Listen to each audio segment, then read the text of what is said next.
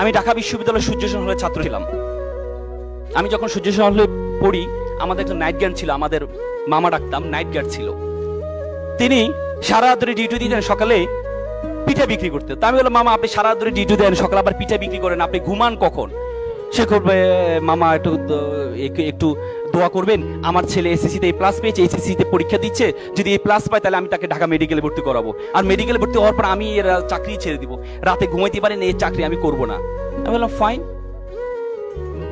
তারপরে কিছুদিন যাওয়ার পর দেখি মামা দুপুরে ফল বিক্রি করছে। তাই বললাম, মামা সারা ধরে ডিউটি দেন, সকালে পিঠা বিক্রি করেন, দুপুরে ফল বিক্রি করেন, আপনি ঘুমান কখন? সে বলবে, মামা আমার জন্য একটু দোয়া করো, আমার ছেলে এই প্লাস পেয়েছে, কোচিং এ ভর্তি করাইতে হবে, 20-30 হাজার টাকা লাগবে, এই জন্য আমি একটু কষ্ট করছি, ছেলে মেডিকেলে চান্স পাওয়ার পর আমি তো চাকরি ছেড়ে দিব। তা আমি বললাম যে, মামা ধর্মকর্ম শিখান্ত ছেলেকে।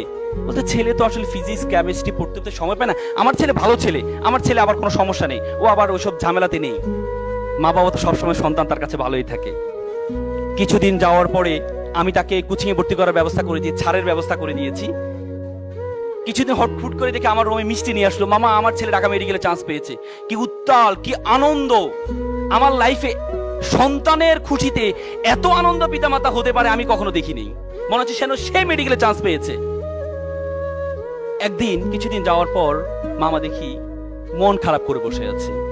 আমি বললাম, মামা আপনার মন খারাপ কেন? আপনার ছেলে ঢাকা মেডিকেল পড়ে, আপনার জীবন আর ঠেকায় কি, আপনি মন খারাপ কেন? বলছে, বাবা আমাকে ক্ষমা করবেন।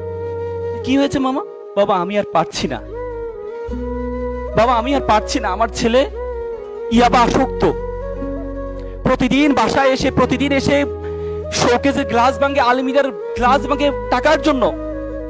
বাবা আমি বিশ্বাস করেছিলাম আমি যখন অসুস্থ হব আমার ডাক্তার ছেলে আমাকে সুস্থ করবে, আজকে আমি সুস্থ মানুষকে আমার ছেলে অসুস্থ বানিয়ে দিচ্ছে। এমন ডাক্তার ছেলে তো আমি চাইনি। আমার ছেলে যদি দিন মজুর হতো, আমার ভাইয়ের ছেলে দিন মজুর, সারাদিন কাজ করে এসে মা বাবার সাথে একসাথে খাওয়া দাওয়া করে, এমন ডাক্তার ছেলে তো আমি চাইনি, এমন অসভ্য ছেলে তো আমি চাইনি।